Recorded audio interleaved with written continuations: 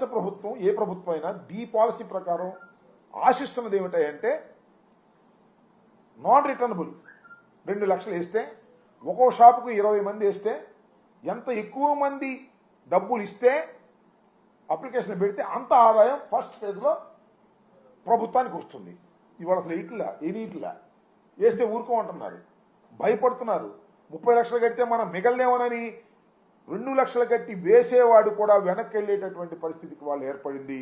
దీనికి కారణం తెలుగుదేశం ప్రభుత్వంలో ఉన్నటువంటి ఎమ్మెల్యేలు, మంత్రులు వీళ్ళందరూ కలిసి ఇలాంటి అరాచకాన్ని సృష్టించేటటువంటి ప్రయత్నం చేస్తున్నారు. నాకు తెలిసినంతవరకు ఇంతవరకు సుమారుగా 991 ఎన్నో షాపులకి 961 షాపులకి నిన్న సాయంత్రం వరకు ఒక్క అప్లికేషన్ కూడా రాలా.